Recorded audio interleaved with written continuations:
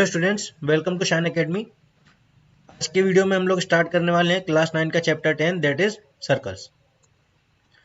अब सर्कल जो है वो एक ज्योमेट्री का बेसिक फिगर होता है जो कि आप पहले भी कई क्लासेस में पढ़ चुके हो। तो मैं मान के चलूंगा कि आपको सर्कल की बेसिक जो चीज़ें हैं वो मालूम है।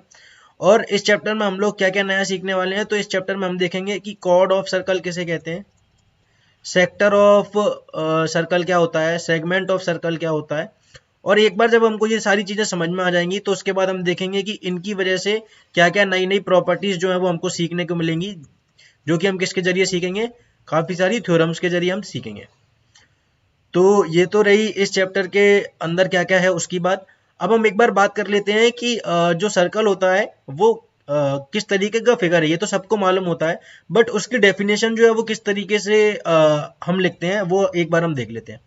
तो सर्कल बनाने के लिए हमको क्या करना पड़ता है कि हमको सबसे पहले तो एक फिक्स्ड पॉइंट लेना पड़ता है, जिसको कि आप लोग को मालूम होगा कि उसको हम क्या बोलते हैं, सेंटर बोलते हैं। तो फॉर एग्जांपल हमने एक ये फिक्स्ड पॉइंट ले लिया ओ, और इस फिक्स्ड पॉइंट से हमको एक फिक्स्ड डिस्टेंस लेना पड़ेगा, यानी कि फिक्स्ड दूरी। तो वो दूरी मान लो इतनी है और इसको हम लोग बोल देते हैं ए। तो ये हो गया एक पॉइंट ए। तो अब आपको मालूम होगा कि जो सर्कल है वो किस तरीके से हम बनाते हैं। तो इस पॉइंट पे अपन अपनी जो प्रकाल होती है वो रखते हैं और जो पेंसिल होती है वो ए पर रखते हैं। तो इस तरीके से जब हम पेंसिल को सेंटर के चारों तरफ घुमा देते हैं तो हमको क्या मिलता है, एक सर्कल मिलता है। तो यहाँ से हमको एक चीज समझने की जरूरत है, क्या कि ये जो सेंटर है, यानी कि ओ क्या था अपने पास, सेंटर, और उसको हम क्या बोलते हैं, फिक्स्ड पॉइंट। और ओ ए अपने पास क्या थी, एक फिक्स्ड डिस्टेंस थी। तो इन्हीं चीजों के साथ अब हम देखते हैं कि सर्कल की डेफिनेशन जो है वो किस तरीके से लिखी जाती है। Circle is the collection of all the points in a plane which are at a fixed distance from a fixed point in the plane. तो वही वाली बात कि जो सेंटर था उससे जितने भी फिक्स्ड डिस्टेंस पे पॉइंट थे। फॉर एग्जांपल अगर बोला जाए कि ये एक पॉइंट है जिसको हम सेंटर बोल रहे हैं, तो इस पॉइंट से ऐसे जितने भी पॉइंट जो कि कितनी 1 सेंटीमीटर दूर हो, तो हम बोल देते हैं मान लो ये 1 सेंटीमीटर है, तो ये वाला पॉइंट सेंटर से कितनी दूर है, 1 सेंटीमीटर दूर है। अब अगर मैं बात करूं तो ये वाला पॉइंट जो है वो भी कितना है, ये वाला पॉइंट भी 1 सेंटीमीटर दूर है। अगर मैं बात करूं ये वाला पॉइंट जो है वो भी 1 सेंटीमीटर दूर है।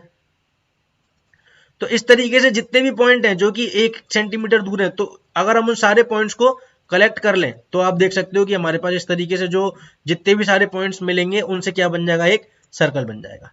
तो ये होती है सर्कल की डेफिनेशन। अब हम आगे बढ़ते हैं, सर्कल में और कौन सी जो टर्म्स है वो हमको आनी चाहिए। तो वो बोल रहा है कि ये जो ओपी है इसको क्या बोला जाता है, ओपी इज द रेडियस, और रेडियस ही अपने पास क्या होती है, फिक्स्ड डिस्टेंस। और ओ को क्या बोलते हैं, ओ जो होता है वो हमारा सेंटर होता है, उसको हम बोलते हैं फिक्स्ड पॉइंट। अब हम आगे बात कर लेते हैं। अब अगर आपको सर्कल की डेफिनेशन समझ में आ गई है तो अब आप एक चीज देखिए कि अगर हमने एक सर्कल इस तरीके से ड्रॉ कर दिया और मैं बोल रहा हूं कि इस सर्कल पे एक पॉइंट बनाओ, तो उस पॉइंट को बनाने के लिए आपके पास कितने तरीके हो सकते हैं। आप वो पॉइंट सर्कल के बाहर इधर बना सकते हो, या फिर वो पॉइंट सर्कल के अंदर कहीं भी बना सकते हो, इधर इधर कहीं पे भी। और या फिर आप बना सकते हो सर्कल के ऊपर, जैसे कि ये इस तरीके से जो मैं आपको बता रहा हूं, ये जैसे कि ये आप बना सकते हो, इधर बना सकते हो, कहीं भी बना सकते हो। तो यहां से हमको क्या समझ में आया कि सर्कल जो है वो किसी भी प्लेन को कितने पार्ट्स में डिवाइड कर सकता है। तो एक तो हो गया इंटीरियर, जैसा कि आपको यहाँ पे दिख रहा है। तो ये जो अंदर वाला जितना भी पार्ट है उसको हम क्या बोलते हैं, इंटीरियर, यानी कि सर्कल के अंदर। और जो सर्कल के बाहर है उसको क्या बोला जाएगा, इसी तरीके से एक्सटीरियर, यानी कि जो भी सर्कल के बाहर है उसको हम बोल देंगे एक्सटीरियर। अब बच गया तो जो पॉइंट सर्कल पर है, ऑन द सर्कल है, तो उनको हम बोलेंगे ऑन द सर्कल। तो सर्कल ने किसी प्लेन को कितने पार्ट में डिवाइड कर दिया, 3 में, इंटीरियर, एक्सटीरियर और एक जिसमें सर्कल खुद है। यानी कि किसी भी पॉइंट के पास कितने ऑप्शन है, 3 ऑप्शन है।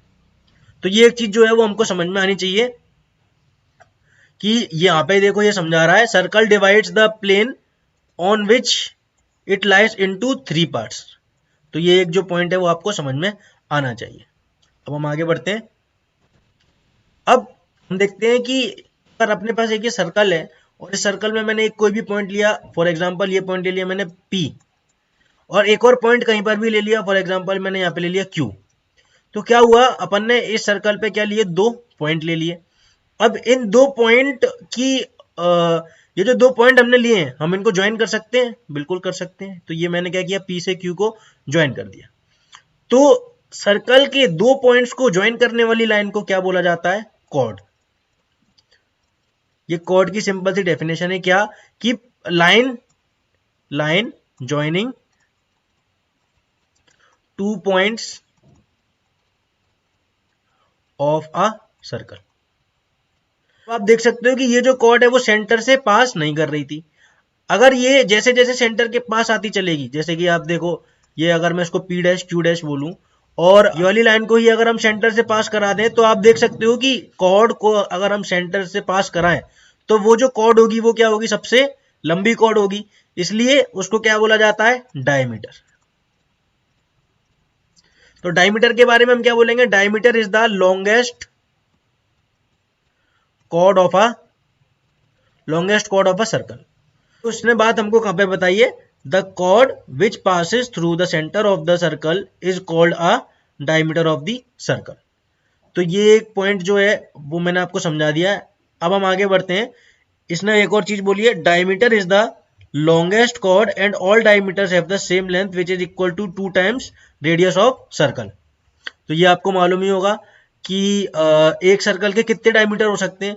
तो अगर ये जो कॉर्ड है वो मैंने ऐसे ले गया हूं, तो मैं चाहता तो इस कॉर्ड को मैं ऐसे भी ले जा सकता था, मैं चाहता तो इस कॉर्ड को ऐसे भी ले जा सकता था। और ये भी अभी भी क्या है, ये सेंटर से ही जा रही हैं।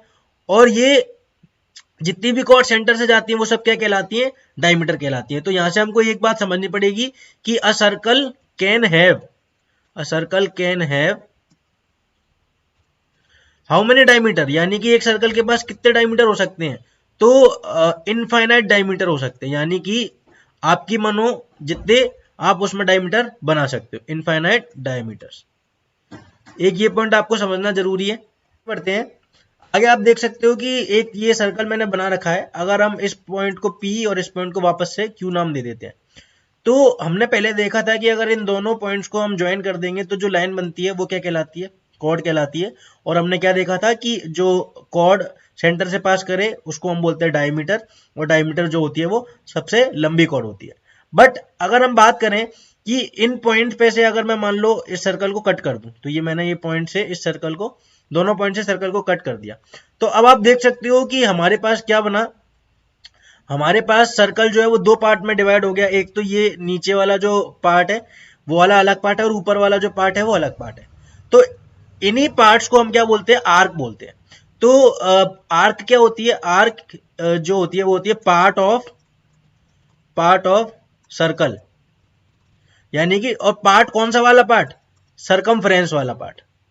तो अब आप देख रहे होगे कि ये जो नीचे वाली आर्क है वो छोटी है और ऊपर वाली आर्क बड़ी है, इसलिए हम इसको क्या बोलते हैं, ये जो नीचे वाली आर्क है इसको हम बोलेंगे माइनर आर्क, क्योंकि वो छोटी है। माइनर का मतलब होता है छोटा या फिर कम, तो इसको हम बोलते हैं माइनर आर्क। और ये जो ऊपर वाली आर्क है इसको हम बोलेंगे मेजर आर्क, और मेजर का मतलब होता है ज्यादा या फिर बड़ा। अब बात ये आती है कि कहीं पर अगर लिखा नहीं होगा कि वो मेजर आर्क है, तो हम बाय डिफॉल्ट उसको क्या माना जाएगा, माइनर आर्क माना जाएगा। ये पॉइंट कहां पर लिखा हुआ है, यहां पर आप देख सकते हो कि unless otherwise stated arc PQ और PQ stands for minor arc PQ, यानी कि कहीं पर अगर लिखा नहीं है तो हम उसको क्या मान लेंगे, आर्क को माइनर आर्क ही मानेंगे। और आर्क को डिनोट करने का क्या तरीका है, ये आर्क को डिनोट करने का तरीका है, इसके ऊपर आप इस तरीके से एक सिंबल बना दोगे तो उससे क्या समझ में आ जाएगा कि हम आर्क की बात कर रहे हैं। अगर आप, या फिर आप उस पर लिख सकते हो आर्क PQ। अगर आप सिंपल PQ लिख दोगे तो सिंपल PQ को हम क्या मानेंगे, एक लाइन मानेंगे। तो ये हमको अगर आर्क रिप्रेजेंट करनी है तो हमको या तो इस तरीके से करनी पड़ेगी या फिर इस तरीके से करनी पड़ेगी। एक और पॉइंट क्या है कि अभी तो ये जो पॉइंट्स थे P और Q वो तो बिल्कुल एक नॉर्मल पॉइंट थे, बट अगर ये पॉइंट डायमीटर के एंड्स होते तो हम क्या बोलते हैं, when P and Q are ends of a diameter then both arcs are equal and each is called a semicircle. मतलब कि अगर ये पी और क्यू एक इधर होता और एक इधर होता, तो नीचे वाली आर्क और ऊपर वाली आर्क दोनों बराबर होती, तो उस केस में हम क्या बोलते हैं कि ये दोनों आर्क को क्या बोला जाएगा, सेमी सर्कल बोला जाएगा। तो इस तरीके से जो आर्क है वो आपको समझ में आ गई कि आर्क किसे कहते हैं, पार्ट ऑफ अ सर्कल को आर्क बोला जाता है। और जो पार्ट होता है वो कौन सा पार्ट होना चाहिए, सरकमफ्रेंस वाला पार्ट होना चाहिए। अब हम आगे बढ़ते हैं। अब आपको आर्क समझ में आ गई, कॉर्ड समझ में आ गई, तो अब हम देखते हैं कि सेगमेंट क्या होता है। तो अगर हमने P से Q को ज्वाइन कर दिया, तो ये आप देख सकते हो कि हमारे पास एक इस तरीके का नीचे एक एरिया आया, और इसके अलावा एक हमारे पास ऊपर एक पूरा एक ये वाला एरिया आपको दिख रहा होगा, ये पूरा एक एरिया है। तो आप देख सकते हो कि इस लाइन की वजह से सर्कल दो अलग अलग एरिया में डिवाइड हो गया, तो इन्हीं एरियाज को क्या बोला जाता है, सेगमेंट बोला जाता है। तो सेगमेंट आप समझ रहे हो किसे कहते हैं। तो सेगमेंट की डेफिनेशन क्या बनी, area between arc and chord. ये जो एरिया है वो आर्क और कॉर्ड के बीच का ही तो एरिया है। अब जैसे माइनर आर्क और मेजर आर्क होती थी, उसी तरीके से हम यहाँ पे क्या बोल सकते हैं कि ये जो एरिया है वो हमको कैसा दिख रहा है, छोटा दिख रहा है, तो इसको हम क्या बोलेंगे, माइनर सेगमेंट। Minor segment. और ये जो एरिया है वो हमको कैसा दिख रहा है, बड़ा दिख रहा है, इसलिए हम इसको क्या बोलेंगे, मेजर सेगमेंट। तो इस तरीके से होती है सेगमेंट की बात। और इसी तरीके से आप देख सकते हो कि अगर हम पॉइंट्स को रेडियस के थ्रू ज्वाइन करें, जैसे कि आपने देखा कि एक पॉइंट P है और एक पॉइंट Q है, अगर हमने O से यानी कि सेंटर से P पे एक लाइन डाली और सेंटर से Q पे एक लाइन डाली, फिर भी हमको दो एरिया मिलेंगे जैसे कि आपको दिख रहा है, तो हम इन वाले एरिया को क्या बोला जाएगा, सेक्टर बोला जाएगा। तो सेक्टर में भी आपको दिख गया, एक माइनर सेक्टर यानी कि छोटा वाला और एक मेजर सेक्टर यानी कि बड़ा वाला।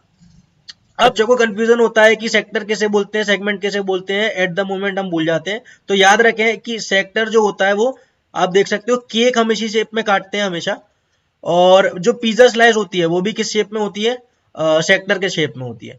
तो यहाँ से याद रखना है कि सेक्टर के एग्जाम्पल क्या क्या होगा, केक और पिज्जा जो है वो सेक्टर के शेप में होते हैं। तो इस तरीके से हम सर्कल की बेसिक टर्मिनोलॉजी समझ चुके हैं। और यहाँ से आप देख ही सकते हो कि जैसा कि मैंने पहले समझाया था, यहाँ पे ये वाला जो पॉइंट था कि अगर P और Q डायमीटर के एंड होंगे, तो सेगमेंट में भी हम वही वाली बात करेंगे कि P और Q अगर डायमीटर के एंड होंगे तो ऊपर वाला सेगमेंट और नीचे वाला सेगमेंट बराबर हो जाएगा। उस केस में हम उसको क्या बोल देंगे, सेमी सर्कुलर रीजन।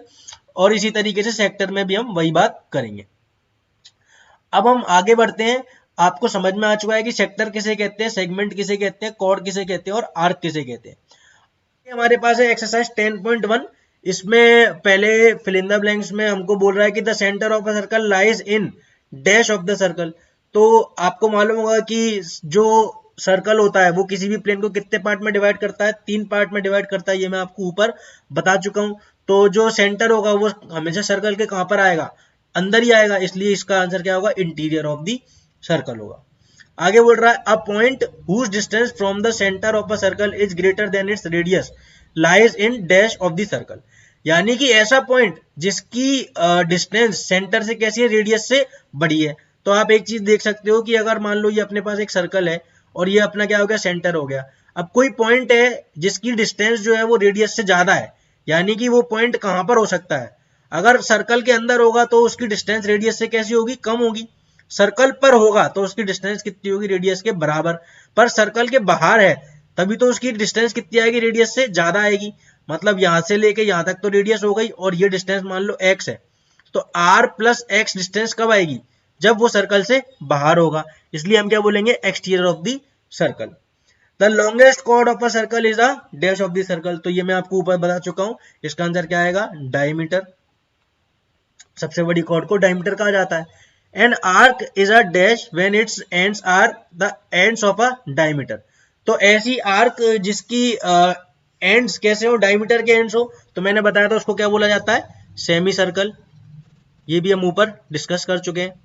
आगे बोला the segment of a circle is the region between an arc and a dash of the circle.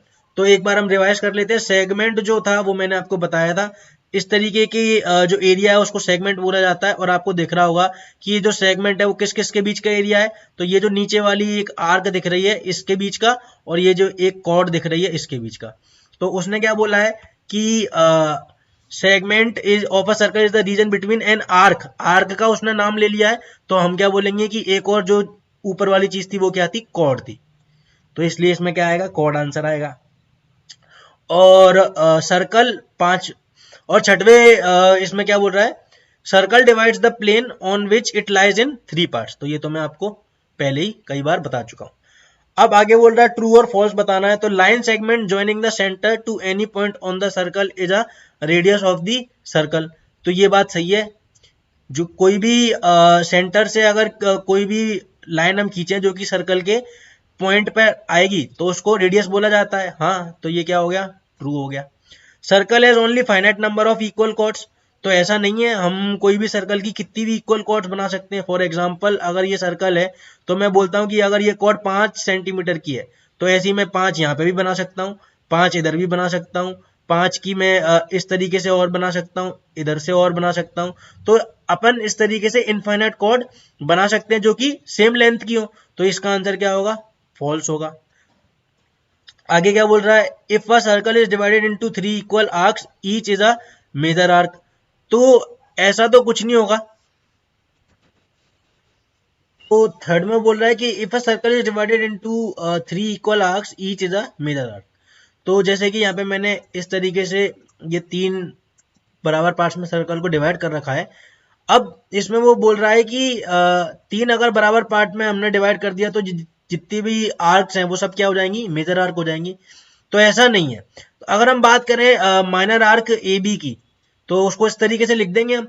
अगर ए बी की बात करते हैं तो ये जो आर्क ए सी बी है, आर्क ए सी बी, वो उस समय क्या हो जाएगी, मेजर आर्क हो जाएगी, क्योंकि ए बी अगर माइनर आर्क है तो ए सी बी क्या हो जाएगी, मेजर आर्क हो जाएगी। और उसी तरीके से अगर हम ए सी की बात करें तो ए सी अगर माइनर आर्क है तो arc arc A B C जो हो जाएगी वो मेजर आर्क हो जाएगी। तो अगर हम बात करते हैं कि तीनों आर्क बराबर हैं तो उस केस में हम ये नहीं बोल सकते कि तीनों माइनर कहलाएंगी, क्योंकि जब आप ए बी को लोगे तो आर्क ए सी भी मेजर हो जाएगी, ए सी को लोगे तो arc A B C major हो जाएगी, तो इसलिए तीनों आर्क माइनर आर्क नहीं कहला सकती। ये स्टेटमेंट क्या है, फॉल्स है। chord of a circle which is twice as long as its radius is a diameter of the circle, तो हाँ ये बात तो बिल्कुल सही है, क्योंकि अगर रेडियस की दोगुनी होगी तो 2r हो गई, और 2r को ही तो हम डायमीटर बोलते हैं, तो ये बिल्कुल सही बात है। और आगे बोला sector is the region between the chord and its corresponding arc, तो याद करो मैंने बताया था सेक्टर जो होता है वो पिज्जा शेप में होता है, या फिर केक हम किस तरीके से कट करते हैं, सेक्टर के शेप में। तो सेक्टर जो हो गया वो रीजन बिटवीन कॉर्ड और करस्पॉन्डिंग आर्क नहीं होता, सेक्टर की डेफिनेशन नहीं है ये। सेक्टर की जगह अगर यहाँ पे लिखा होता सेगमेंट तो ये जो पार्ट होता वो ट्रू होता, बट क्योंकि ये सेक्टर के लिए ऐसा बोल रहा है इसलिए हम इसको फॉल्स बोलेंगे। सेक्टर के लिए हम क्या बोल सकते हैं कि sector is the region between radius and the corresponding arc.